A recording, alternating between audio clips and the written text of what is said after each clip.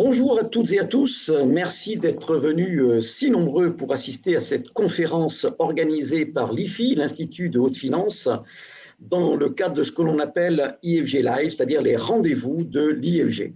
Alors, je suis Jean Alessandri, donc directeur des programmes à l'IFG. Je suis heureux de vous présenter notre conférencier du jour, très connu, personnalité très connue, le professeur Philippe de Sertine. Bonjour Philippe. Bonjour Jean, bonjour à tous. Vous êtes directeur de l'IFI, économiste, professeur d'université, de nombreux titres bien sûr, et vous allez nous parler de l'impact des crises majeures ces derniers temps, la crise sanitaire, la crise ukrainienne bien sûr, sur les taux d'intérêt et sur l'inflation. Avant de démarrer cette conférence, je vais préciser que vous êtes membre du cercle Turgot, qui est bien connu de nos participants IFI notamment. C'est un cercle de réflexion et d'analyse financière traitant des grands sujets économiques et sociaux. Et notamment, chaque année, le cercle Turgot remet, dans le cadre du ministère de l'économie, à Bercy, à Paris, donc le prix Turgot, qui est le prix du meilleur livre économie financière. Pardon Jean, c'est le prix de l'association des anciens élèves de l'Institut de Haute Finance. Donc c'est vraiment l'association qui a depuis 30 ans a créé ce prix et a créé le cercle, on va dire, avec les anciens lauréats du prix. Absolument. Alors le dernier ouvrage qui va sortir, qui a été élaboré par des grands noms de l'économie et qui est sous votre direction, Philippe, s'intitule « Un président devrait faire ça, mesures d'urgence pour le nouveau quinquennat ». Alors, j'imagine que les conseils que vous prodiguez à notre nouveau président dans le cadre de ce livre concernent également, bien sûr, l'inflation, les taux d'intérêt, enfin, la thématique que l'on va aborder dans cette conférence. Voilà. Alors, je vais vous laisser démarrer cette conférence. Des réflexions. Donc, je vais vous laisser démarrer cette conférence, mais je voudrais juste préciser pour nos amis internautes qu'elle va durer environ une quarantaine de minutes, et puis ensuite, on laissera la place aux questions, j'imagine très nombreuses, que vont nous poser donc, et vous poser à vous Philippe, nos amis internautes qui sont venus effectivement très très nombreux aujourd'hui. Alors professeur Philippe de Sertine, je vous cède la parole pour cette conférence. Monsieur le directeur, cher Jean, merci beaucoup. Peut-être, je vous suggère peut-être d'ailleurs, entre parenthèses, de couper votre micro pendant le temps, juste le temps pendant lequel je vais parler pour que, j'espère, les conditions techniques soient les meilleures possibles. Donc, vraiment ravi de vous voir aujourd'hui. Nous sommes le 29 juin 2022. Nous sommes dans une situation économique mondiale, effectivement, qui mérite probablement qu'on s'arrête un peu sur ces circonstances que nous vivons, circonstances importantes par rapport aux décisions que vous pouvez avoir à prendre, par rapport aux organisations dans lesquelles vous avez des fonctions, que ce soit des organisations privées, publiques, dans des ONG, dans des États. Nous avons tout ce public qui vient à l'Institut de Haute Finance. L'Institut de Haute Finance, c'est l'Institut du financement de long terme, financement de la stratégie, financement de l'investissement. C'est donc évidemment un endroit où on réfléchit beaucoup aux circonstances dans lesquelles on fonctionne et aux circonstances dans lesquelles on poursuivra encore l'investissement et on poursuivra le financement.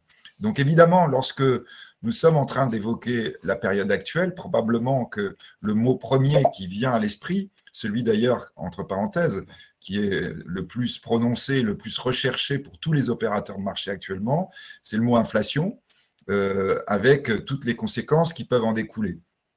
Je vais vous en parler aujourd'hui comme on en parle à l'Institut de Haute Finance, c'est-à-dire en réfléchissant qu'est-ce que ça signifie ce terme inflation, qu'est-ce que ça change par rapport aux conditions dans lesquelles nous fonctionnons depuis de nombreuses années. Alors évidemment, plus en Occident, on a des pays qui ont de l'inflation depuis de nombreuses années, on a des pays qui gèrent des taux élevés depuis de nombreuses années, mais même ces pays, alors on va prendre des cas lointains, peut-être, on a regardé dans les participants, je vais essayer de prendre des cas neutres dans lesquels les participants ne seraient pas, et si vous regardez l'Argentine par exemple, donc vous avez une inflation très forte depuis de nombreuses années. Si vous regardez le Venezuela, on a une inflation incroyable à 1300% d'inflation, donc des taux qui sont absolument gigantesques.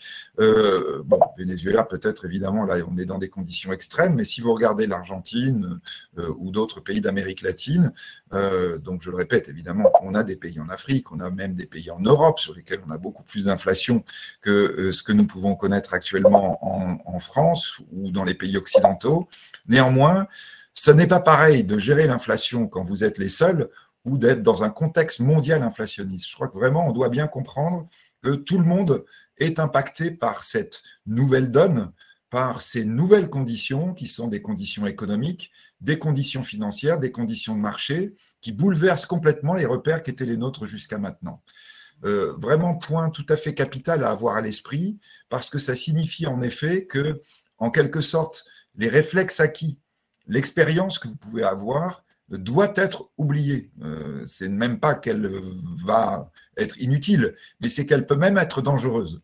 Puisque lorsque on n'a pas l'habitude de gérer des périodes inflationnistes, on risque de faire, on va dire, des erreurs stratégiques, des erreurs de jugement, et par conséquent, évidemment, ce sont des préoccupations qui nous animent, nous, tout à fait, à l'Institut de haute finance, quand on est en train de se projeter sur la façon dont on décidera, dont on se positionnera dans un futur proche.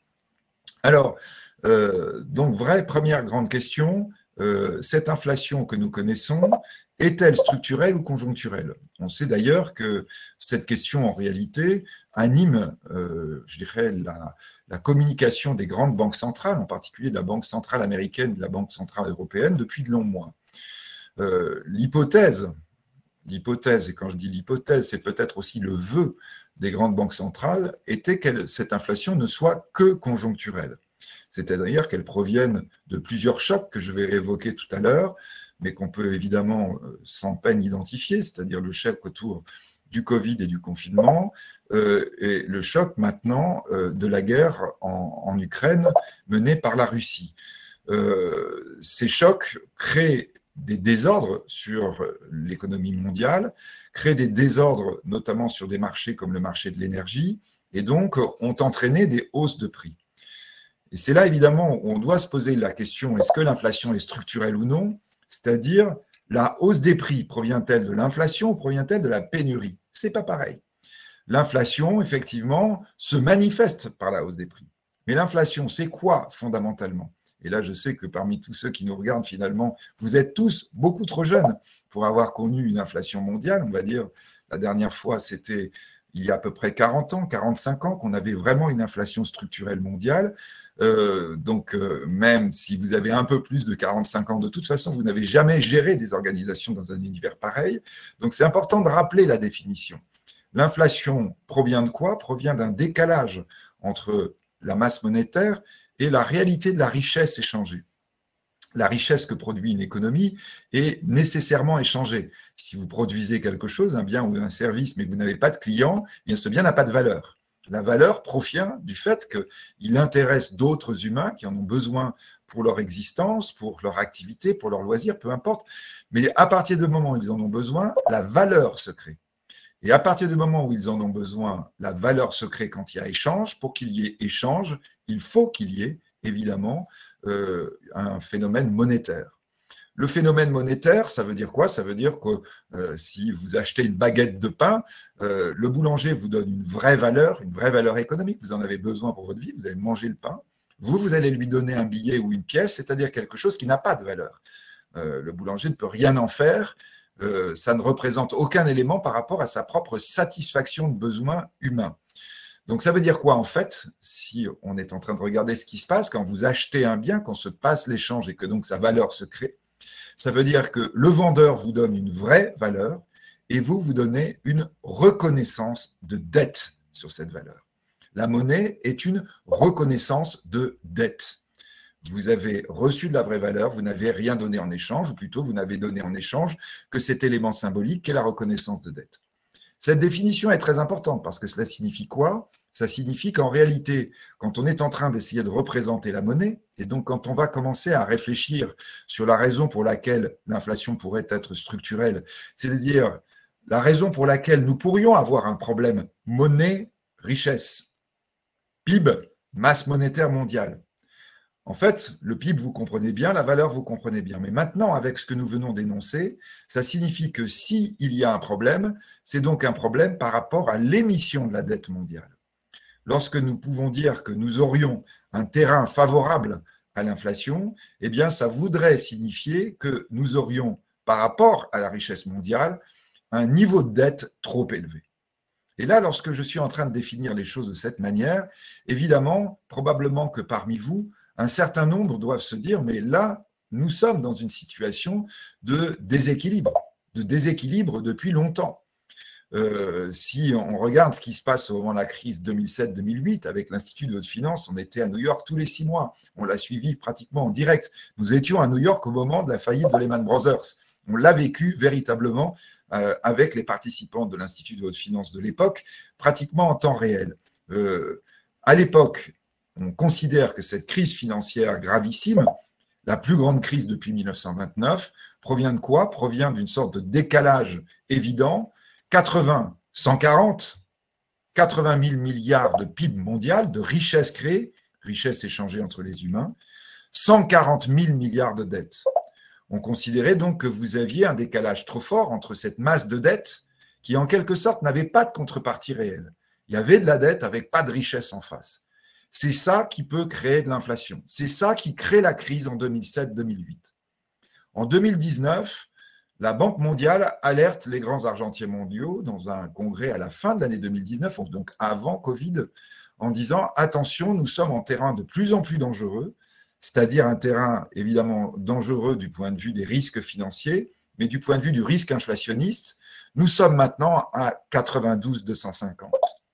92 000 milliards de PIB, le PIB a augmenté de 12 000 milliards à peu près depuis la crise 2007-2008. En revanche, la dette, elle, a augmenté de 110 000 milliards. C'est-à-dire qu'alors qu'on devrait être pratiquement dans des proportions identiques, on va dire l'emballement s'est encore accéléré. En quelque sorte, la Banque mondiale disait fin 2019, nous sommes dans une situation avec un danger d'inflation. Là-dessus intervient Covid, intervient le confinement, qui nous amène grosso modo aujourd'hui à une situation 92-300. Nous n'avons pas eu beaucoup de croissance par rapport on va dire, à la pré-crise du Covid, je vous rappelle, qui a entraîné une récession, baisse de la création de richesse, pas du tout baisse du niveau monétaire, pas du tout baisse du niveau de la dette, ce qui fait qu'on est quasiment toujours à 92 000 milliards de PIB, mais maintenant à 300 000 milliards de dettes du point de vue mondial. Donc le décalage est devenu énorme. Nous sommes dans une situation potentiellement inflationniste. Quand vous avez trop de dettes, trop de monnaie par rapport à la création de richesse, vous avez un risque d'inflation, vous avez un risque de bulle. C'est bien ce que nous connaissons, c'est-à-dire cette monnaie en circulation, si elle ne trouve pas de réalité économique sur laquelle elle peut se positionner, va évidemment chercher des actifs dans lesquels, a priori, tout le monde investira du fait de ce décalage qui crée de la bulle, qui, par exemple, peut nous mettre les marchés financiers à des niveaux excessifs par rapport au niveau dans lesquels on devrait les avoir dans cette situation que nous connaissons aujourd'hui. On bat record sur record, alors que nous sommes sur les marchés financiers, en particulier sur les financiers actions, alors que nous sommes dans une situation économique et dans des perspectives économiques qui sont loin d'être les plus positives qu'on ait connues depuis la création de ces marchés, c'est-à-dire depuis plus d'un siècle. Donc, nous sommes bien avec des situations de risque inflationniste, de bulles, et ça, pour le coup, les bulles, on les constate bien, qui sont évidemment reliées à cette problématique, on va dire, de déséquilibre fondamental. Donc, c'est la raison pour laquelle on peut dire qu'au fond, si nous n'avions pas d'inflation jusque-là, c'était plutôt anormal. On était plutôt dans une situation où, d'ailleurs, souvent, on posait la question aux économistes ou aux financiers, comment se fait-il qu'on n'ait pas d'inflation ? Alors que les conditions semblent réunies pour que cette inflation existe. La réponse, elle était claire d'ailleurs. Nous n'avions pas d'inflation parce que nous avions notamment deux grands mécanismes qui avaient empêché cette inflation de se développer.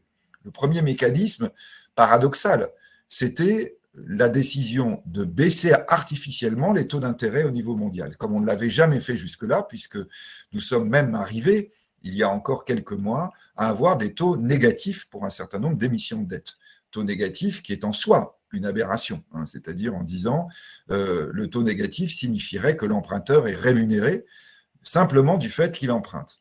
Lorsque nous baissons les taux, ça veut dire quoi? Ça veut dire que nous baissons les conditions d'investissement. Vous voyez, pour l'Institut de haute finance, ça nous intéresse tout particulièrement. Ça veut dire que celui qui va investir va avoir un coût quasiment nul de son investissement. Bien sûr, quand on est en train de fixer le prix que l'on produit, si l'investissement ne vous coûte rien, vous allez avoir, on va dire, naturellement tendance à ne pas monter les prix, voire même un peu à les baisser en disant j'ai des conditions de financement tellement favorables que dans les coûts que j'intègre du point de vue du prix que je vais émettre sur les produits ou sur les services que je vends, j'ai tendance à baisser les prix. Donc, les taux négatifs, évidemment, empêchaient l'inflation, mais je dis bien, ils étaient très paradoxaux, parce que quand vous êtes à taux hyper faible, ça veut dire quoi dans le même temps? Ça veut dire que vous encouragez la création de dette, puisque la dette ne coûte rien, puisque la dette n'aura aucune incidence sur votre performance économique. Donc, on avait en même temps cette solution pour juguler l'inflation de taux très bas, mais qui était aussi une solution pour alimenter, dans l'autre sens, le déséquilibre croissant entre le niveau monétaire, le niveau de dette et la création de richesse. Alors évidemment, on pouvait espérer qu'on allait rentrer dans une boucle vertueuse. C'est que l'investissement qui ne coûtait rien allait permettre de créer plus de PIB, plus de croissance, plus de richesse, et donc petit à petit rééquilibrer par ce biais-là. Il est évident qu'en réalité, quand on regardait ce qui se produisait et ce qui se produit encore en partie, l'émission de dette ne se traduit pas, loin s'en faut, toujours par de la création de richesse. On a de ce point de vue, évidemment, je dirais, une tentation très très fréquente, c'est d'utiliser ces conditions de taux très faibles pour de la dépense publique qui permet au pouvoir politique, on va dire, d'être populaire à peu de frais. Il ne lève pas d'impôts et il peut redistribuer non pas de la richesse, mais de l'argent. Et c'est tout le problème souvent de dire, est-ce que derrière la monnaie, il y a de la richesse? Parce qu'en réalité, cette question est fondamentale. La deuxième solution pour empêcher l'augmentation des prix sur les marchés et sur le marché des biens et des services. Celle-ci, alors, elle n'est pas financière, elle n'est pas, on va dire, technique rattachée à la question monétaire. Elle est, en revanche, très efficace, et peut-être vous ne l'attendez pas, c'est le développement de l'exploitation du pétrole et du gaz de schiste.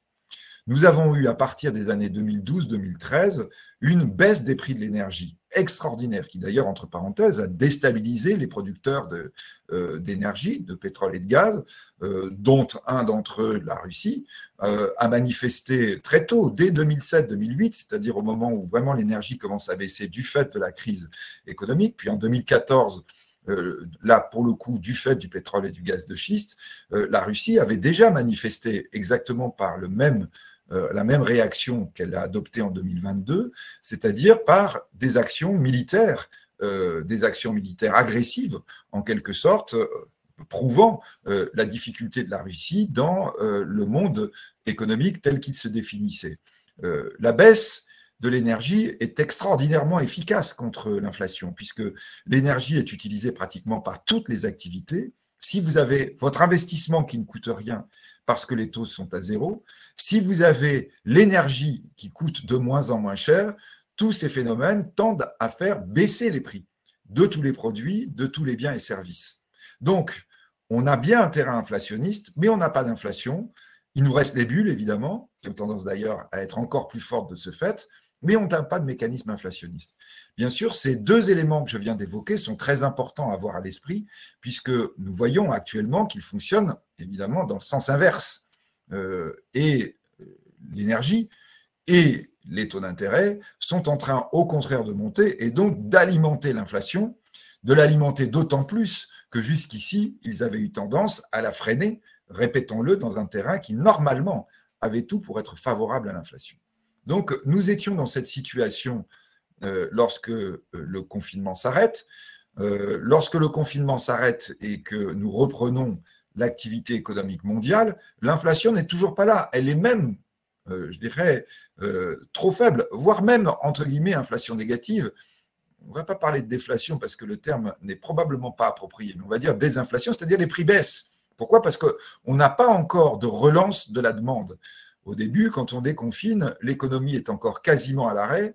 Quand on n'a pas de demande, les prix ne montent pas, voire même baissent lorsque l'on essaie simplement de les placer. Souvenez-vous que nous avons eu pendant le confinement les prix du pétrole qui sont passés négatifs.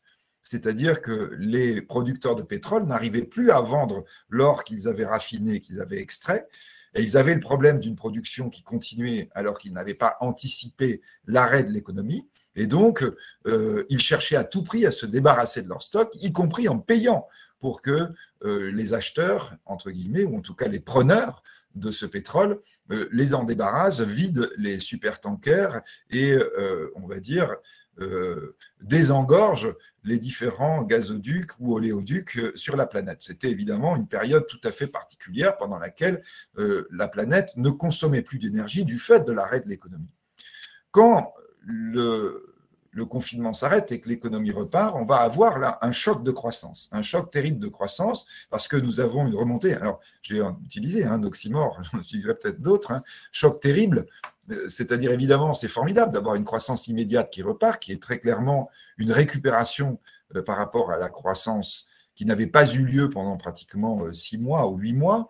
Donc, on a une récupération, mais on a un choc terrible parce que très compliqué à gérer, parce qu'immédiatement, on n'avait pas prévu, on n'avait jamais connu une situation comme ça, on n'avait pas prévu cette accélération de croissance, même si à l'Institut de haute finance, tous ceux qui ont participé à l'Institut et aux conférences que nous avons faites pendant la période se souviennent que nous disions sans cesse que nous n'étions pas en crise économique, qu'il ne fallait pas désinvestir, qu'on allait connaître une croissance forte dès que le confinement s'arrêterait, qu'il ne fallait pas licencier, qu'on allait avoir des tensions sur la main-d'œuvre, autant d'éléments sur lesquels nous avons des preuves, pourrait-on dire. On a un certain nombre de conférences et de vidéos qui ont eu lieu à l'Institut de haute finance et d'ailleurs aussi dans d'autres lieux pour dire à quel point il ne fallait pas considérer que nous étions en crise économique, nous étions en crise sanitaire, ce qui n'avait rien à voir. Néanmoins, la reprise de croissance à la fin 2021 est absolument impressionnante, incroyable, extraordinaire, et va donc poser un certain nombre de problèmes du point de vue de l'approvisionnement, donc créer une pénurie. Et là, vous voyez, on retrouve ce que nous évoquions tout à l'heure, c'est-à-dire que la pénurie crée l'augmentation des prix. C'est-à-dire que c'est un choc d'augmentation des prix qui en soi, et c'est l'hypothèse des banques centrales à l'époque, ne va pas durer. Dès que la pénurie se résorbe, dès qu'on revient dans le mode de fonctionnement normal, la pénurie va s'arrêter et donc les prix vont revenir dans leur étiage normal. Et donc là, effectivement, on a un phénomène de hausse des prix qu'on ne peut pas considérer véritablement comme de l'inflation. Sauf que quand vous avez un terrain favorable à l'inflation, vous risquez d'avoir ce qui s'est produit à plusieurs reprises dans l'histoire quand on a eu des phénomènes inflationnistes qui démarrent. Vous avez un choc externe qui crée la hausse des prix. Et la hausse des prix, en réalité, donc le problème, non pas de hausse des prix, mais de perte de valeur de la monnaie. Si pour acheter ma baguette de pain, au lieu de payer 1 euro, je paye 1,20 €, ce n'est pas la baguette qui a monté, c'est ma monnaie qui a perdu de la valeur. Et donc là, le choc peut créer effectivement le démarrage de l'inflation, c'est-à-dire la perte de valeur monétaire qui, en quelque sorte, était sous-jacente, était prête à se mettre en œuvre quand on était en déséquilibre. On va donc avoir ce premier choc accompagné d'un deuxième choc qui là aussi est un choc redoutable, c'est un choc sur notamment les matières premières alimentaires. En l'occurrence, 2020-2021, on a eu des phénomènes attachés, alors absolument pas au Covid, attachés plus au phénomène de Niña, phénomène météorologique qui revient de façon régulière, qui fait que dans les périodes de Niña, les récoltes sont moins bonnes. Donc les prix alimentaires ont eu tendance à monter, alimentés, ou je dirais cette hausse étant elle aussi poussée par le fait que nous étions dans une situation de pénurie aussi sur cet aspect-là. Les prix alimentaires sont redoutables. Vous allez me dire, l'agriculture, c'est 4% du PIB mondial, ce n'est pas nécessairement quelque chose qui peut entraîner un déséquilibre. C'est vrai. En revanche, la problématique de l'alimentation, c'est qu'elle se transmet tout de suite à la population. Et là, pour le coup, elle se transmet aussi à la population la plus fragile, celle qui a les revenus les plus bas et qui, par conséquent, consacre une part importante de ses revenus à s'alimenter. Donc, ce qui veut dire que quand les prix alimentaires montent, immédiatement, la population perçoit le phénomène inflationniste. Alors que lorsqu'on évoquait les pénuries, par exemple sur les puces électroniques, sur les semi-conducteurs, bien sûr, c'est quelque chose que les industriels perçoivent, que l'économie perçoit, mais que la population sur le terrain ne percevra probablement qu'après un certain temps, ou sauf si évidemment elle doit acheter une voiture ou un ordinateur tout de suite, ou rénover sa maison ou son bon appartement. Quel cas, bien sûr, elle perçoit une hausse des prix des matières premières, mais ce n'est pas quelque chose que l'ensemble de la population ressent, alors que l'alimentaire, oui. Et là, évidemment, c'est important parce que ça signifie quoi? Ça signifie qu'on peut alors arriver au troisième choc, qui est le choc sur les salaires. Le choc sur les salaires, par les salaires, et ce qui fait rentrer dans ce qu'on appelle la boucle inflationniste, la boucle prix-salaire. Parce qu'évidemment, lorsque nous avons une perte de pouvoir d'achat de tous les salariés, il n'est d'autre réponse possible, et nous sommes bien dans cette situation à ce printemps 2022 du point de vue mondial et dans les pays occidentaux également, dans une situation où la perte de pouvoir d'achat, notamment par les plus pauvres, ne peut se traduire que par une augmentation des salaires. Mais si tous les salaires augmentent, ça veut dire quoi? Ça veut dire que le coût de toutes les productions augmente. Et que donc l'augmentation de salaire pour permettre de maintenir le pouvoir d'achat risque très vite d'être insuffisante. Parce que tous les produits que le salarié va acheter ont des prix qui montent parce qu'eux-mêmes ont été produits avec des salariés dont les salaires avaient augmenté. C'est ça ce que l'on appelle la boucle prix-salaire. Et c'est là où l'inflation devient incontrôlable. On rentre dans ce qu'on appelle la spirale inflationniste. Donc nous sommes effectivement avec ce troisième choc qui se contamine par évidemment l'augmentation du prix de l'énergie que constatent tous les acteurs économiques, tous les particuliers dans le monde quand ils vont faire le plein de leur voiture ou alimenter leur chauffage ou payer leur facture d'électricité, puis par l'augmentation des prix alimentaires. Ces deux facteurs d'ailleurs vont en fait même subir un double choc. Le premier choc à la fin du confinement et un deuxième choc avec la guerre en Ukraine, qui touche exactement les deux éléments sur lesquels vous pouvez avoir un élément d'accélération de phénomènes inflationnistes au niveau mondial, l'énergie et l'alimentaire. Disons d'ailleurs, entre parenthèses, que la crise alimentaire, la notion de famine est quelque chose qui peut s'imposer dans la conjoncture économique mondiale d'ici la fin de l'année.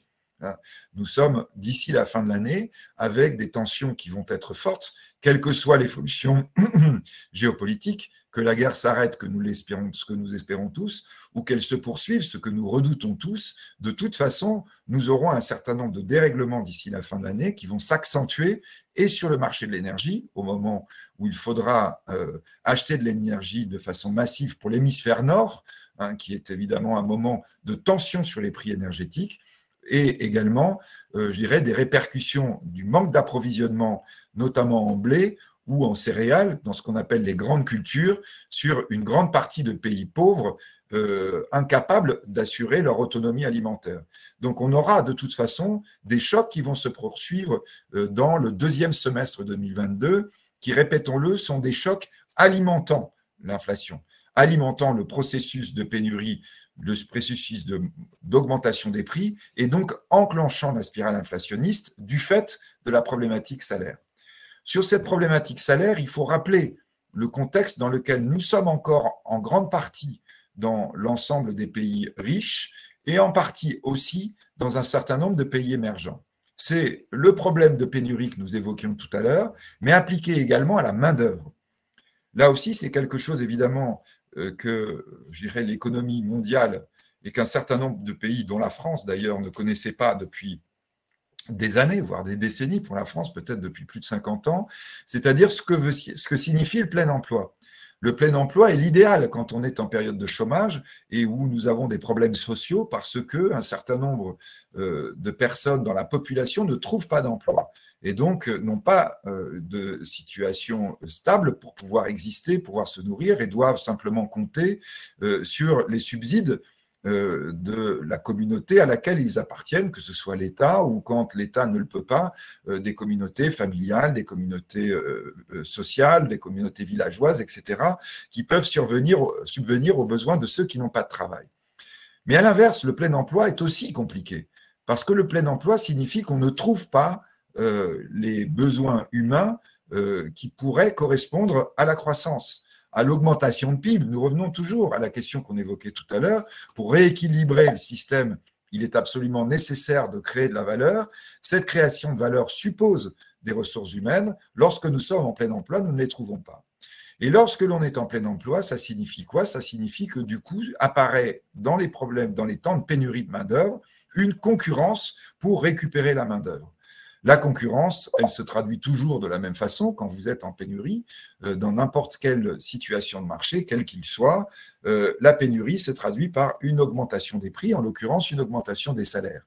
C'est-à-dire le choc d'alimentation boucle salaire-prix, il se fait d'abord après le confinement par la pénurie de main-d'œuvre que nous connaissons de connaître et qui conduit à une augmentation des salaires lorsque l'on veut recruter des talents que l'on n'a pas. Et là, évidemment, quand je parle de talents, c'est depuis les personnes hyper qualifiées jusqu'aux personnes sans qualification. On voit un certain nombre de secteurs, par exemple, en ce qui concerne un certain nombre de pays d'Occident, Italie, Espagne, France, l'hôtellerie, la restauration, très liés au tourisme, qui sont avec un refus tout simplement de clients parce qu'ils n'ont pas le personnel saisonnier, donc non qualifié, qui permettrait de faire tourner le secteur en question. Donc on peut se trouver avec des situations où la croissance serait possiblement plus forte, l'augmentation de la richesse qui permettrait d'atténuer la problématique d'inflation ne peut avoir lieu parce que la main-d'œuvre n'est pas là et que la main-d'œuvre devient de plus en plus coûteuse.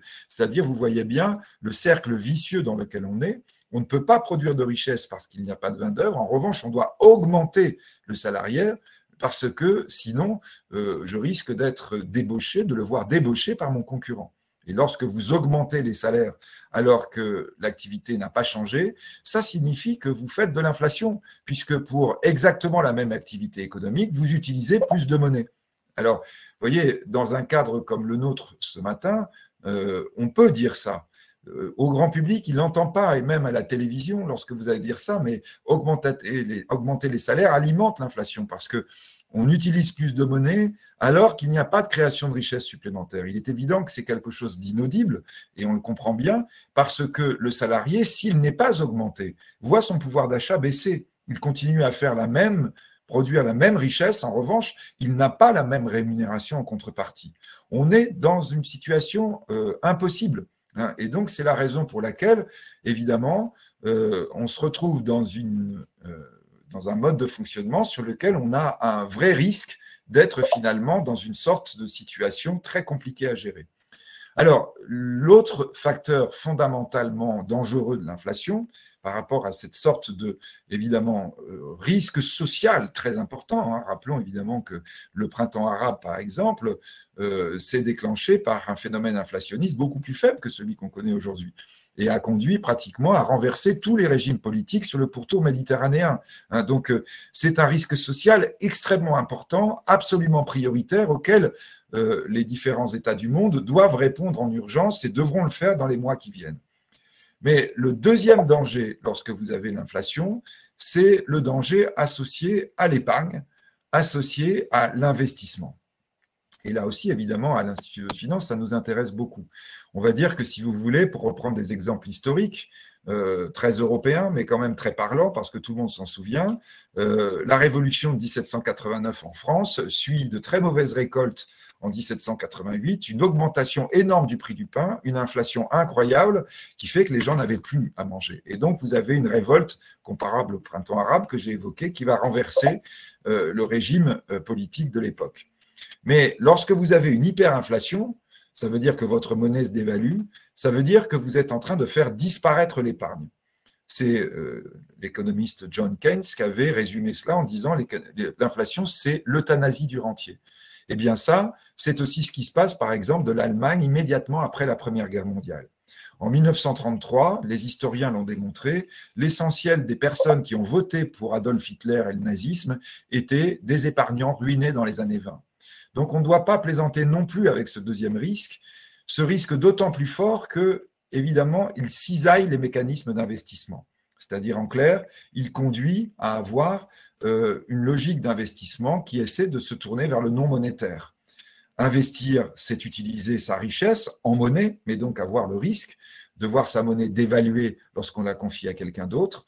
C'est espérer une rémunération en monnaie, c'est-à-dire avoir un aléa très fort sur la rémunération que j'aurai, alors que le risque de perdre de la valeur est très élevé. Résultat, j'ai tendance à ne plus investir monétairement, c'est-à-dire à chercher des valeurs refuges, qui sont par définition, si on prend l'exemple de l'or, voire même de la pierre, qui sont par définition des valeurs qui ne créent pas de richesse, donc qui accentuent encore le mécanisme inflationniste et qui peuvent vous mettre en stagnation, en récession, et donc effectivement vous mettre dans une situation, comme on l'a appelé dans les années 70, de ce qu'on appelle la stagflation. Par rapport à cela, les banques centrales doivent réagir. On va dire que le problème des faibles revenus et le problème des États, le problème qui doit être absolument résolu, c'est permettre de maintenir le pouvoir d'achat, notamment aux personnes les plus exposées dans une population. Le problème de l'épargnant, c'est le problème des banques centrales. L'idée, c'est de remonter les taux d'intérêt, rémunérer, je dirais, la monnaie suffisamment pour qu'il n'y ait pas de disparition de l'épargne et qu'on ne casse pas le mécanisme d'investissement. Parce que si on casse le mécanisme d'investissement, eh bien là, évidemment, on n'aura aucun espoir de sortir de l'inflation par le haut, c'est-à-dire avec une création de richesse. Alors, on a eu l'exemple de Paul Volcker. Alors, moi, je l'avais rencontré aux États-Unis, pour le coup, sans l'IFI, j'avais été l'écouter.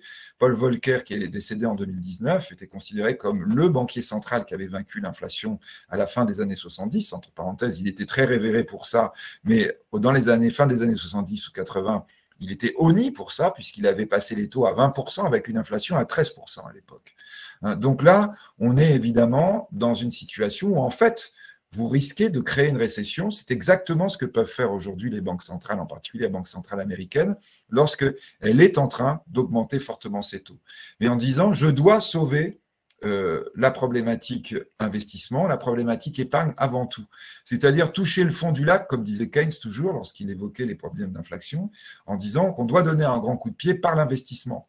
Mais il faut évidemment avoir, je dirais, cette idée peut-être de danger de récession qui de toute façon se produira si l'inflation se propage. Alors ça veut dire concrètement, évidemment, que les conditions d'investissement sont compliquées. Ça veut dire en termes financiers qu'il y a un certain nombre de conséquences à prendre en compte. Nous sommes dans cette situation actuellement où il y a différentes dimensions attachées. Alors évidemment, il y a plein de points que je n'ai pas le temps de développer là, peut-être que l'on évoquera dans les questions, mais nous ferons d'autres conférences, d'autres points à l'automne, puisque évidemment la situation va devenir sans doute de plus en plus compliquée de ce point de vue. Un des points importants est le risque de change qui réapparaît. On le voit très bien en ce moment. Les États-Unis augmentent fortement leur taux d'intérêt. La Banque centrale européenne vient d'annoncer donc 0,75% d'augmentation. C'est énorme sur une seule augmentation. La Banque centrale européenne vient d'annoncer 0,25%. Pourquoi ? Parce que la Banque centrale européenne, elle est confrontée au problème, on va dire, de la non-uniformité des États qui composent l'euro. Et donc la crainte, évidemment, c'est qu'une remontée trop forte des taux crée des situations d'emprunt pour les États européens tellement compliquées qu'on risquerait une fragmentation de la zone euro. Le terme a été réutilisé par la Banque centrale européenne il y a quelques jours. Donc la Banque centrale européenne n'augmentera que de 0,25. Du coup, qu'est-ce qui va se produire ?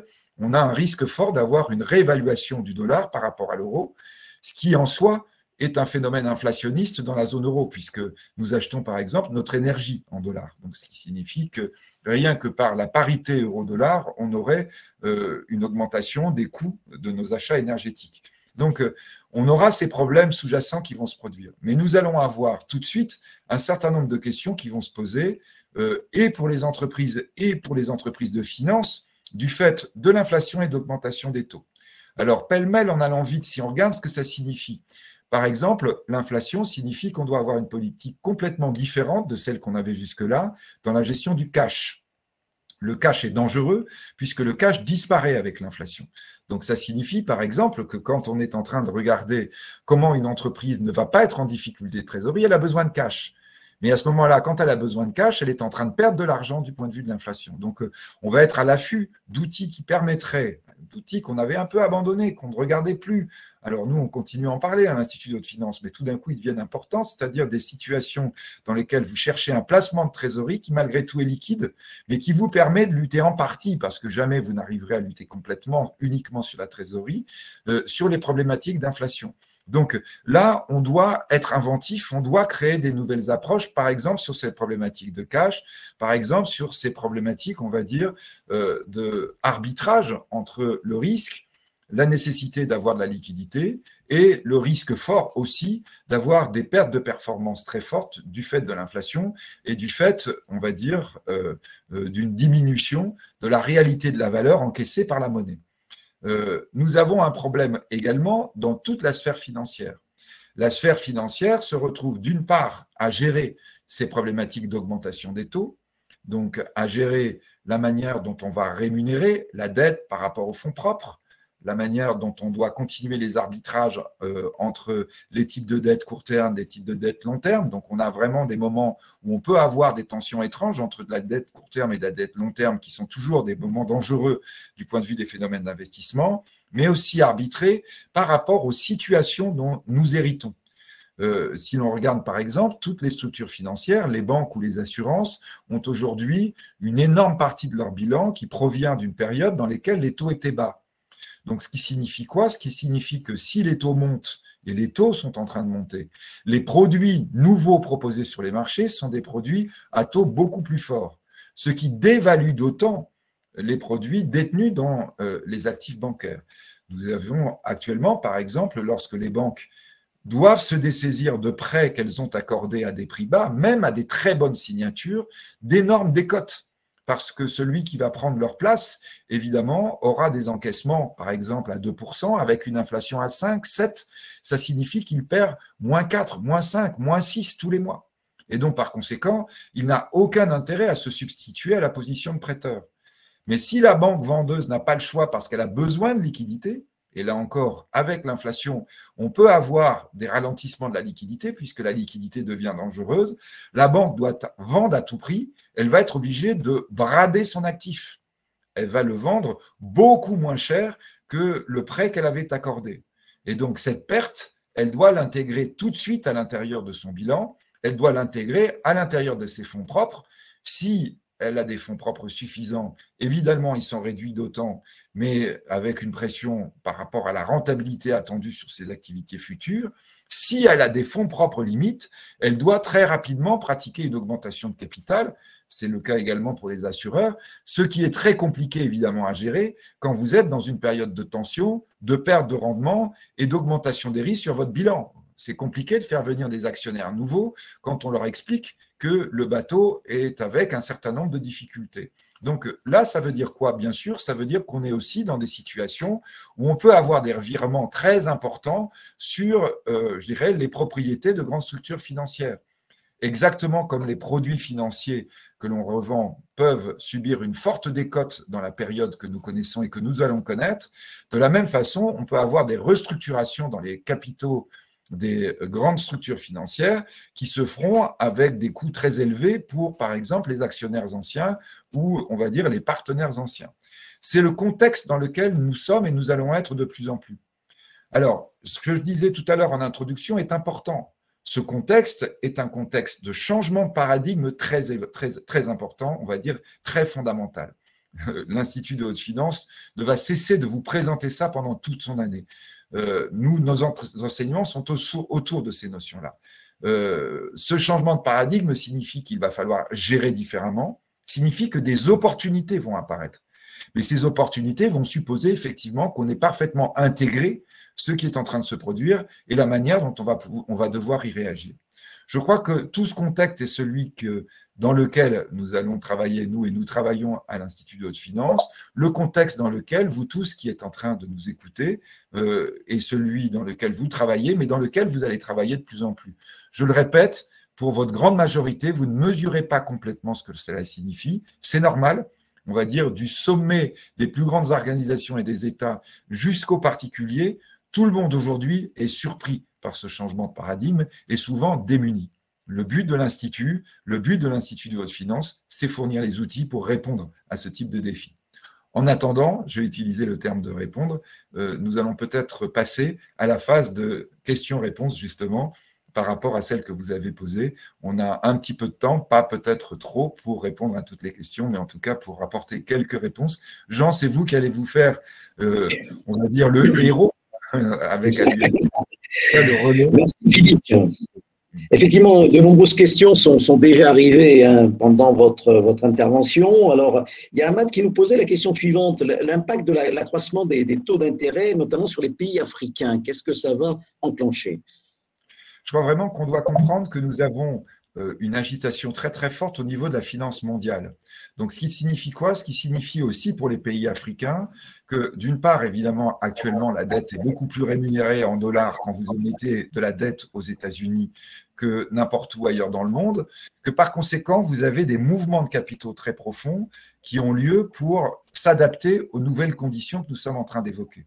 Donc ça signifie quoi? Ça signifie que pour des pays africains qui peuvent avoir des difficultés pour lever de la dette, ou en tout cas qui peuvent être dans des situations tendues, ils se retrouvent avec des conditions dans lesquelles, pour arriver à lever la dette, la première solution évidente, et celle malheureusement qui est aujourd'hui utilisée dans la plupart des cas, c'est augmenter son coût.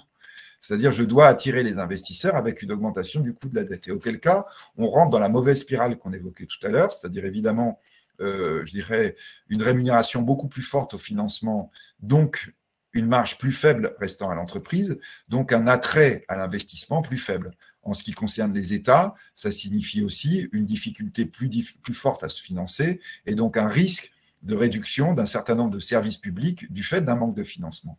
C'est là où je pense que, vous voyez, nous sommes à l'Institut de haute finance très, très en pointe sur tout ce qui représente la finance nouvelle, je dirais la finance durable, la finance à impact. Je crois que derrière tout cet élément, on aura l'occasion d'y revenir dans une précédente conférence, on avait déjà évoqué, mais dans les rendez-vous que nous allons continuer à vous proposer par ce biais de conférences d'une heure au moment du déjeuner en France, on reviendra sur cette question de la finance d'impact qui augmente de plus en plus. Ce n'est pas étonnant, vous voyez, c'est-à-dire que la rentabilité est de plus en plus extra-financière. Donc, effectivement, la rentabilité extra-financière devient un élément crucial pour l'investissement, d'autant plus que l'inflation est là, d'autant plus que de toute façon, la monnaie fait perdre de la performance. Donc, pour revenir à la question, je pense que les pays africains ont à jouer sur cet aspect de façon très forte. Il y a une vraie réflexion à faire sur la manière dont on va proposer des nouveaux types d'emprunts en utilisant la finance d'impact, évidemment en sécurisant au maximum ce qu'elle signifie. Là, pour le coup, je n'ai pas le temps vraiment de rentrer dans le détail. Et pour rentrer dans le détail, honnêtement, il faut vraiment venir écouter les certificats de finance verte ou les cours que nous dispensions à l'Institut de haute finance. Peu de gens savent vraiment ce que ça signifie, les implications que ça peut entraîner. Mais en tout cas, c'est vraiment du point de vue de l'Afrique quelque chose d'absolument fondamental à envisager, non pas dans les années qui viennent, dans les mois, dans les semaines qui viennent. Eric nous demande, il vient de poser une question, est-ce que nous sommes à la veille d'une crise économique analogue à la crise de 1929? Alors, on est dans un contexte dans lequel on a beaucoup de liens avec les grands moments de crise économique qui souvent, en fait, accompagnent des grands moments de crise géopolitique. C'est souvent la crise géopolitique qui est à l'origine de cela. En clair, c'est le moment, par exemple, de changement de leadership mondial.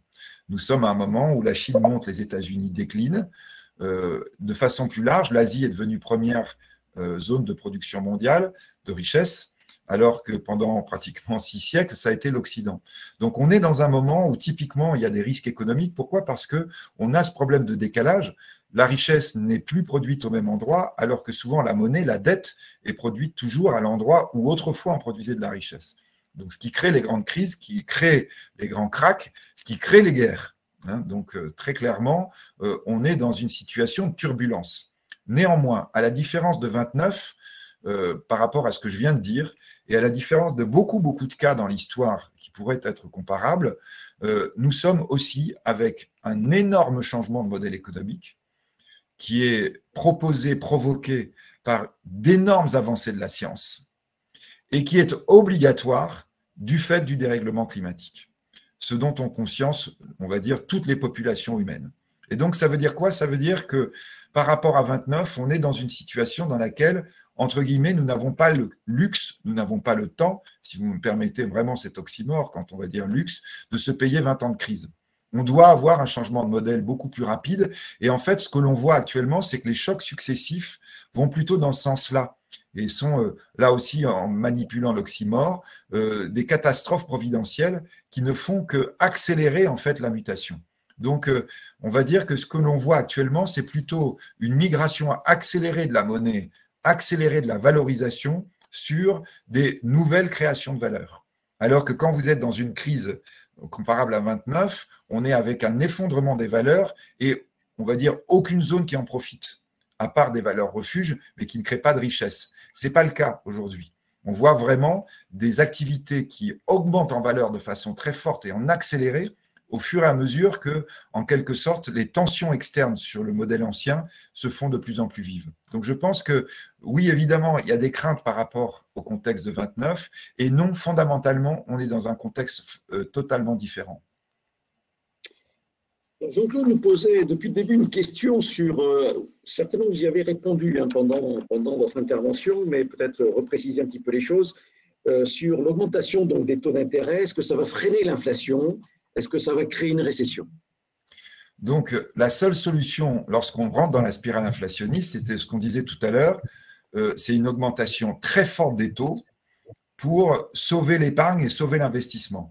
Quand je dis l'épargne, vous voyez, ce n'est pas les épargnants, c'est le mécanisme d'investissement. C'est-à-dire que quand vous perdez tout rapport avec la monnaie, là pour le coup, on a plusieurs pays, plusieurs moments dans l'histoire où ça s'est produit, c'est vraiment une catastrophe parce que vous arrêtez d'investir, vous ne créez plus de richesse et donc vous êtes dans un phénomène de dépression, pas de récession, mais de dépression, d'effondrement littéralement de toute l'économie et de tout le système social.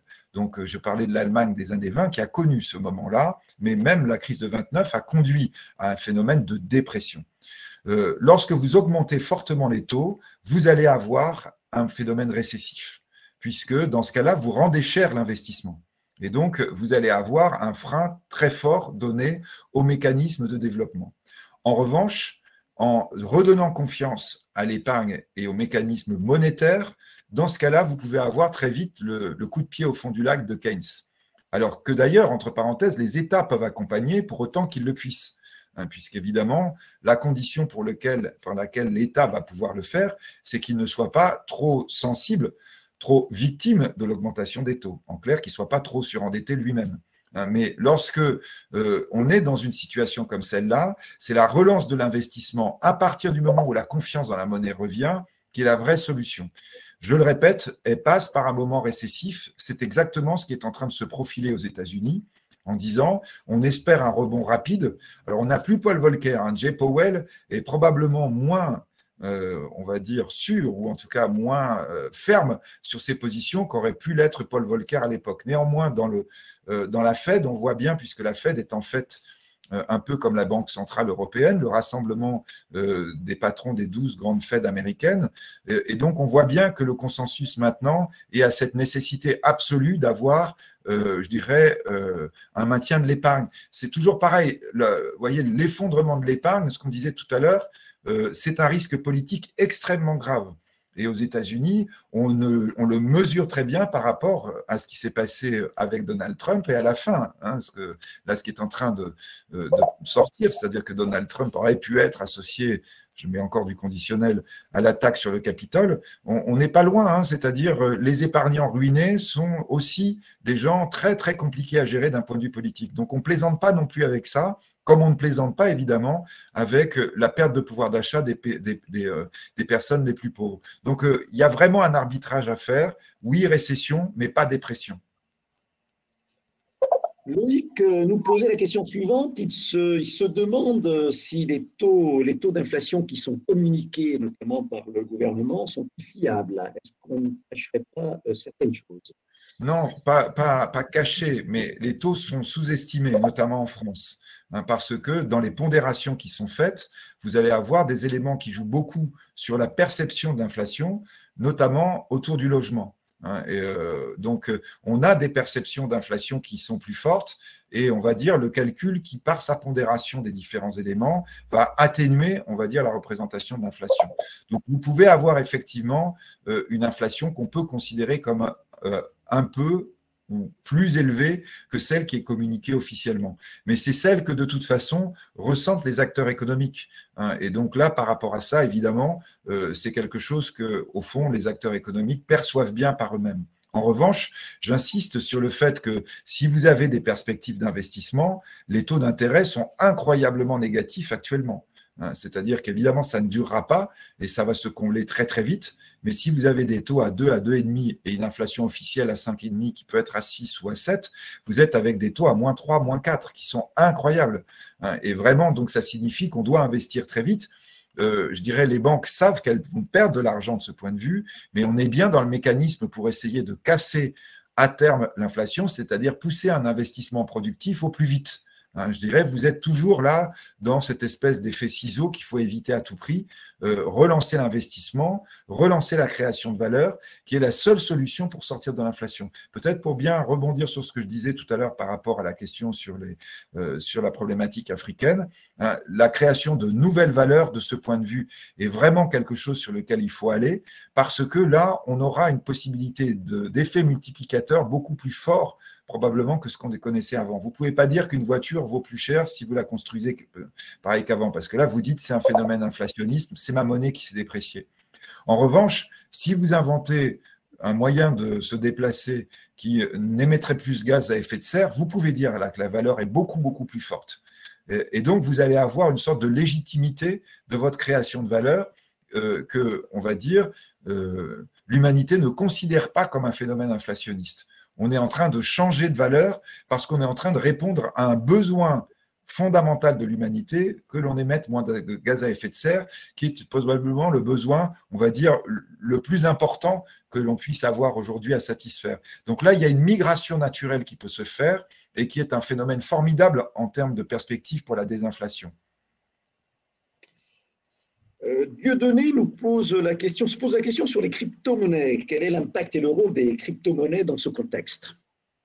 Alors, par rapport à ce qu'on évoquait tout à l'heure, c'est-à-dire un niveau de dette très, très, très élevé par rapport au PIB, se pose la question depuis longtemps donc de la confiance dans les monnaies traditionnelles. On a une émission de dette en monnaie traditionnelle, donc en dollars notamment et en euros, qui a fait s'interroger sur la validité des euros et des dollars. Toujours pareil, ce que j'évoquais tout à l'heure, c'est-à-dire le rapport entre le PIB et la dette, c'est l'élément fondamental sur la crédibilité de la monnaie. Ce qui signifie qu'en fait, depuis la grande crise, depuis 2007-2008, on a une vraie question sur la crédibilité de la monnaie. Alors, évidemment, pendant longtemps, pendant des siècles, on disait de toute façon, il n'y a pas d'alternative. Alors quand même, quand on se rendait compte qu'il y avait ce danger, on passait par l'or. L'or avait l'avantage que ce n'était pas l'État qui le créait. L'État était obligé d'acheter des réserves d'or dans une réserve finie du point de vue mondial, prouvant qu'il créait de la richesse. C'est toujours la création de richesse qui est derrière. Aujourd'hui, qu'on est déconnecté de l'or, on a évidemment cette hypothèse largement vérifiée que les grandes banques centrales, sous la pression politique, créent de la monnaie alors qu'il n'y a pas de richesse en face. Ça a conduit à quoi? Ça a conduit à réfléchir à une alternative, c'est-à-dire à avoir une création d'un nouveau type de monnaie, donc qui doit être sûr, parce qu'il doit y avoir évidemment la sécurité de ce que l'on appelle le prêteur en dernier ressort, c'est-à-dire la sécurité de la banque centrale des grands pays, que vous retrouvez avec la technologie, c'est-à-dire avec blockchain, et en revanche une possibilité de détacher l'émission monétaire des besoins politiques, de la rattacher complètement et totalement à, on va dire, à de l'activité économique réelle. Si je prends un exemple de crypto qui serait, on va dire, entre guillemets, le rêve, c'est celle que pourrait émettre, le nom est déposé, Amazon avec de l'Amazon Coin. Vous voyez, à chaque fois que vous allez avoir un échange Amazon. Vous vous souvenez ce qu'on a dit tout à l'heure, la valeur se crée par l'échange. Il n'y a pas d'échange, il n'y a pas de valeur. Là, Amazon est une entreprise qui est faite c'est une plateforme d'échange.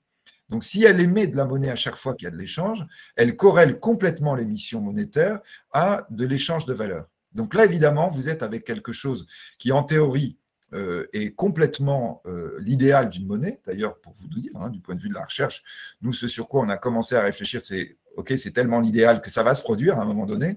Et qu'est-ce qui va se passer quand Amazon va faire faillite? Puisqu'à ce moment-là, évidemment, vous avez ce problème qui peut se produire. On est avec quelque chose d'idéal, on est avec quelque chose qui va arriver, et avec la seule question se posant, savoir comment éventuellement on va essayer d'éviter, on va dire, les problèmes que je viens d'évoquer, par exemple la faillite d'une entreprise, ou une entreprise qui serait avec des perspectives pas complètement humanistes, si vous voyez ce que je veux dire, qui commencerait à capter le marché de la monnaie. Donc tout un tas de choses qui conduisent actuellement les grandes banques centrales à être à l'étude de nouvelles monnaies, que ce soit le dollar ou encore plus l'euro, qui serait du crypto-euro, c'est-à-dire fondant exactement sur la base des cryptos, mais on va dire avec une sorte de garantie banque centrale. Attention, ce sera quand même un bouleversement énorme, parce que ça signifierait notamment que la liquidité pourrait être détenue sur des wallets sur les téléphones portables, qui ne serait plus nécessairement bancaire. Hein. C'est-à-dire que vous êtes en train de complètement troubler le jeu de la liquidité et de la monnaie du point de vue mondial.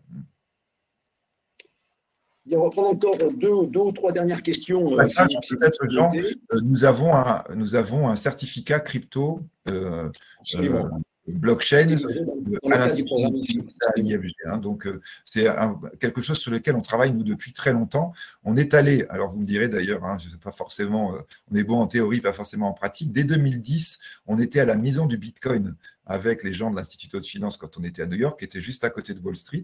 On y a été tous les 6 mois de façon régulière avec des gens qui présentaient ça. Et pour tout vous dire, certaines réticences de ceux qui étaient avec moi. Alors, le Bitcoin est passé sous les 20 000 $ aujourd'hui, mais à chaque fois, pour remercier mes petits conférenciers qui étaient là, je leur donnais l'équivalent d'une vingtaine, 25 $ en Bitcoin. Donc, le Bitcoin était à 0,50 $. Donc, j'ai rémunéré royalement chaque conférence à 12-15 millions de dollars à chaque fois. Donc, on a eu cette montée-là. Et j'en ai pas gardé un. Hein. Donc, mais cela étant, vous voyez, on s'intéresse à ça, nous, depuis très, très longtemps. Même parfois contre nos participants qui avaient tendance à dire mais c'est n'importe quoi, ça n'a pas d'avenir. Je pense que ça a toujours un avenir. En tout cas, c'est vraiment quelque chose auquel il faut prêter la plus grande attention. Nina se demande si les taux d'intérêt vont-ils augmenter sur une longue période. Est-ce que ça va continuellement augmenter, ou bien qu'est-ce qui va permettre l'arrêt et l'inversion de cette tendance? Répétons-le, c'est ce qu'on disait tout à l'heure, le seul plafond possible est de vaincre l'inflation. Dès lors qu'on est dans une inflation qui continuerait, les taux vont augmenter. Tous les pays qui connaissent cette situation le savent, ou quand ils ne le savent pas, la réalité leur rappelle. Si vraiment vous êtes intéressé pour les expériences pratiques, regardez ce qui se passe en Turquie depuis 8 mois, où le gouvernement turc refuse je dirais, la pression de l'inflation, baisse les taux. Résultat, vous avez un effondrement de la monnaie, une catastrophe économique absolue, parce que justement, évidemment, le gouvernement disait « je ne veux pas casser la spirale de l'investissement ». Il ne voulait pas passer par la case récession. Résultat, hein, c'est un peu, je paraphrase Churchill, hein, le déshonneur et la guerre. Ils ont choisi le déshonneur et ils ont eu la guerre. Hein, donc, vous avez les deux, quoi. C'est-à-dire, vous risquez d'avoir la récession et en fait, ne pas avoir l'investissement qui remonte. Donc, il n'y a pas le choix. Les taux d'intérêt vont continuer à monter tant que nous sommes en situation d'inflation. Il est évident que si, du point de vue géopolitique, on avait moins de tensions sur l'énergie, ça arrangerait bien les choses, mais pour autant, ça ne les réglerait pas. Hein, donc, on est en situation, on le disait, qui est structurellement inflationniste. On a eu des chocs qui ont provoqué le réveil de l'inflation. On ne l'arrêtera pas comme ça. L'inflation aura un coût économique et politique indéniable que nous commençons à payer. Freddy se demandait s'il faut s'attendre à de nombreuses faillites d'entreprises en France et quels conseils on pourrait apporter finalement aux entreprises et notamment aux PME hein, dans ce contexte-là, en prévision notamment de l'augmentation des taux. Donc, des faillites, oui, parce que notamment, évidemment, on a eu anormalement un très faible nombre de faillites après Covid. Et donc là, bien sûr, on a une augmentation et une augmentation qui va se poursuivre, surtout si la croissance ralentit. Ce que pour le moment, sur le terrain, les gens ne perçoivent pas encore. Il y a toujours une inertie hein, par rapport à ce que je vous raconte. C'est-à-dire, quand je vous dis qu'on rentre en danger, probablement que dans nos auditeurs, un certain nombre disent « mais moi j'ai des carnets de commandes qui sont pleins, je ne vois pas ce qu'ils me racontent ». De la même façon que quand je vous dirai on est en train d'aller mieux, quand vous serez en crise, vous direz « mais moi ça ne va pas bien du tout hein ». C'est-à-dire il y a toujours un décalage dans le temps de plusieurs mois entre ce que perçoivent sur le terrain les PME et ce qu'on raconte dans la conjoncture économique, ce qui d'ailleurs souvent crée un peu des tensions entre ce qu'ils entendent, ce que le patron entend dans les médias et ce qu'ils constatent sur le terrain. Je répète, dans un sens comme dans l'autre, c'est normal. Donc, en ce qui concerne les risques de faillite et les dangers, oui, bien sûr, donc ce qui veut dire que la liquidité est cruciale et que la liquidité est compliquée en période d'inflation. Donc, c'est vraiment des questions là fortes. La meilleure liquidité, le meilleur mode de fonctionnement, c'est un flux continu entre un BFR le plus faible possible, entre votre client et vos obligations de dette. Et donc là, ce sont des questions à poser, on va dire, dans une communauté. On a tous intérêt dans des périodes inflationnistes à surtout ne pas avoir trop de cash qui traîne dans un coin. Dès lors que vous avez du BFR, évidemment, vous en avez qui vont en profiter en disant « je ne paye pas tout de suite mes fournisseurs, pardon, c'est formidable ». Oui, mais sauf que vous êtes en train de créer un phénomène de BFR qui est quelque chose de catastrophique pour tout le monde. Donc là, je crois que vous avez vraiment cette question qui se pose. et cette question qu'il faut prendre à bras-le-corps, qui signifie de la négociation, mais aussi, on va dire, un mode de fonctionnement de communauté. On n'est pas en concurrence quand on a de l'inflation, on est tous confrontés au même problème. Et donc là, il y a une sorte de, je dirais, d'approche sérieuse à avoir de ce point de vue, parfois avec des médiateurs externes qui peuvent être importants, mais en tout cas, là, avoir quelque chose qui nous permette de prendre en compte ce nouveau contexte. Alors après, je le répète, l'augmentation des taux, elle doit être répercutée autant que faire se peut dans les prix, c'est-à-dire il ne faudrait pas qu'elle arrête l'investissement et la croissance, parce que sinon, là, c'est la mauvaise spirale. Après, ce que nous voyons aussi à l'Institut de haute finance, c'est qu'il y a plein d'outils pour gérer les augmentations de taux, ou en tout cas pour atténuer leurs coûts. Les marchés dérivés ont été créés pour ça, et donc évidemment ce sont des outils qui redeviennent d'actualité très forte dans la période que nous sommes en train de connaître, aussi bien d'ailleurs sur l'augmentation des prix que sur l'augmentation des taux. Il y a des outils d'assurance qui ont un coût, tout ça existe, et tout ça doit intéresser même les entreprises de taille moyenne ou de petite taille qui peuvent très bien envisager d'utiliser indirectement des outils de la sorte avec des spécialistes financiers. Manas posait la question, finalement, à qui va réellement profiter de cette inflation? Qui seront les gagnants? Est-ce qu'il y aura des gagnants? Donc, il n'y a pas de gagnant dans l'inflation. C'est-à-dire que l'inflation, c'est un dérèglement de l'économie. Personne ne profite du dérèglement. En revanche, ce qui se passe effectivement, c'est que ceux qui gèrent bien vont être ceux qui vont s'en sortir. Et s'en sortant, à la limite, là, ils seront gagnants. Parce que des périodes d'agitation comme celle-là sont des périodes dans lesquelles les structures faibles souffrent énormément. Alors, je le répète, quand ce sont les personnes faibles, on ne peut pas se permettre de dire que les pauvres gens vont être les perdants. Donc, et au cas où on aurait parfois, ou peut-être certains auraient la tentation d'avoir un tel discours, les révolutions sont là pour rappeler que les pauvres gens peuvent toujours avoir la possibilité de rappeler qu'ils souffrent. Donc, du point de vue on va dire, du monde réel des particuliers, ça n'est pas possible de parler de gagnants ou de perdants de ce point de vue. Du point de vue du monde économique, c'est pas tout à fait la même chose. Dans le monde économique, oui, c'est vrai, les entreprises bien gérées vont souffrir, mais vont avoir un environnement qui sera différent après cette période parce que nous aurons eu un certain nombre de disparitions d'entreprises, d'acteurs économiques qui auront été victimes de ces situations économiques complexes. Et donc ça, je crois que le déni, surtout, évidemment, n'est absolument pas la solution. En revanche, le fait de comprendre qu'on change de logiciel, qu'on va avoir des paradigmes nouveaux à prendre en compte, va être qu'à la fin, vous pouvez être gagnant. Vous allez souffrir, parce que, je le répète, personne ne gagne dans des périodes comme cela. Mais en revanche, quand vous allez regarder qui seront vos concurrents, ou qui seront, on va dire, à l'intérieur du paysage économique qui est le vôtre, les grands acteurs, probablement qu'effectivement, vous en sortirez renforcés. Je dirais, vous voyez, pour manier encore le paradoxe, vous sortirez renforcés de l'épreuve si vous en sortez. Ça ne veut pas dire que vous y avez gagné, mais ça veut dire quand même que vous êtes les gagnants à la fin. Je crois que c'est un peu comme ça qu'il faut bien voir la période qui vient, aussi bien d'ailleurs quand vous êtes vous-même en fonction que quand vous êtes en train de l'observer. Surtout pas de fantasmes sur les profiteurs de crise ou des choses comme ça. Tout ça sont des éléments dans l'histoire dont on voit très bien que ce sont des leurres. Quand on est en crise grave, tout le monde perd. Il n'y a personne qui gagne. Et c'est vraiment à la fin que, effectivement, ceux qui seront encore debout pourront avoir peut-être une situation meilleure et pourront espérer avoir un gain quand la période s'apaisera.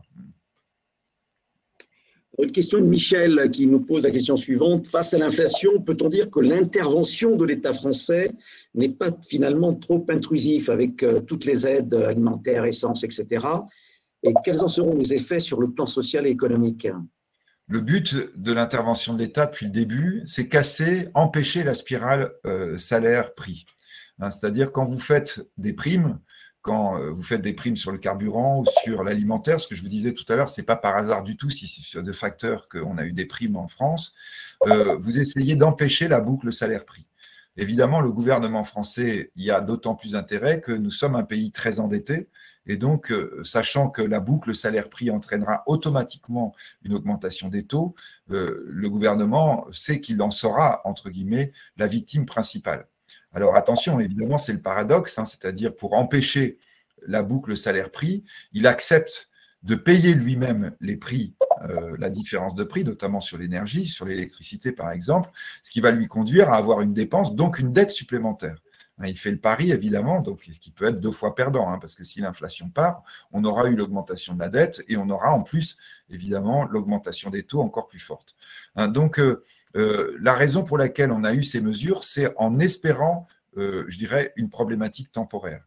Attention, évidemment, si elle n'est pas temporaire, énorme danger. Ce que vous voyez très bien hein, sur les prix encadrés de l'électricité, pour prendre cet exemple très pratique, le prix encadré de l'électricité conduit à EDF en fait, à perdre énormément d'argent. Résultat, EDF est en très grande difficulté.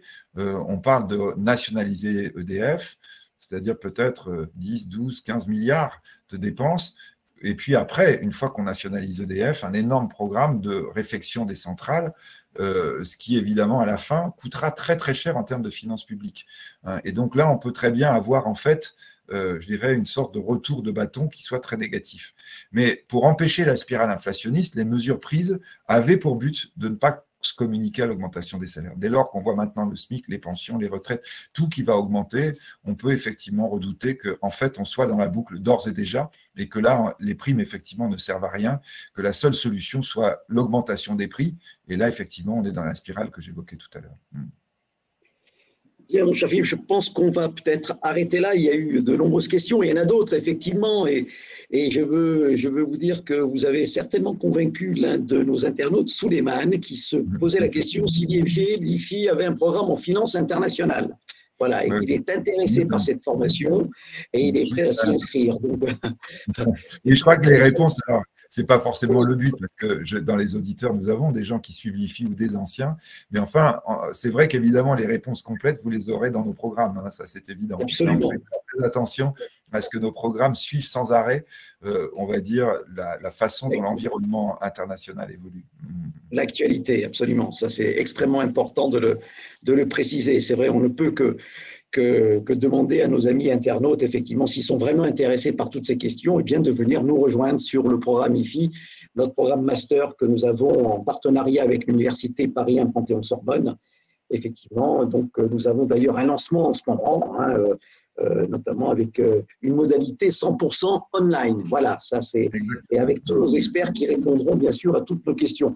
Philippe de Sertine, un grand merci pour votre intervention, pour la clarté de vos explications hein, et les réponses que vous avez bien voulu apporter à nos internautes. Il y a de très nombreuses questions, donc c'était vraiment quelque chose d'intéressant pour eux, pour nous, pour tout le monde, parce que c'est l'actualité d'aujourd'hui, hein, c'est la vie d'aujourd'hui et celle de demain, je dirais. Donc, il faut s'y préparer, il faut réfléchir à toutes ces thématiques, effectivement, pour espérer, bien sûr, passer toutes ces étapes, bien évidemment. Exactement. En tout cas, un grand merci. Merci à vous. Merci également à tous nos amis internautes. Ils étaient très, très nombreux à s'être connectés. Il y a eu près de 1500 inscrits, Philippe, qui sont venus sur cette conférence. On les en remercie et puis on leur dit à bientôt parce qu'il y aura d'autres conférences, Philippe. Effectivement, à la rentrée en septembre, à partir de septembre, on fera d'autres conférences sur les thématiques d'actualité comme celle-ci. En tout cas, merci Philippe. Merci Jean. À bientôt. Et puis on se retrouve bien sûr sur tous les lancements de nos programmes et notamment les programmes IFI. Ça continue, que ce soit des programmes online ou des programmes avec du présentiel. Eh bien, on est là ensemble pour développer ces formations et proposer ces thématiques fort intéressantes à tous nos amis. Merci beaucoup. Et merci à toutes les équipes de l'IMG qui ont rendu cet événement possible. Merci à tous et merci à vous. Merci à eux, effectivement, pour pouvoir produire cette conférence. En tout cas, un grand merci. Je vous dis à bientôt. Et puis, pour ceux qui n'ont pas encore déjeuné, je vous souhaite un excellent appétit. Merci beaucoup. Au revoir. Merci, au revoir.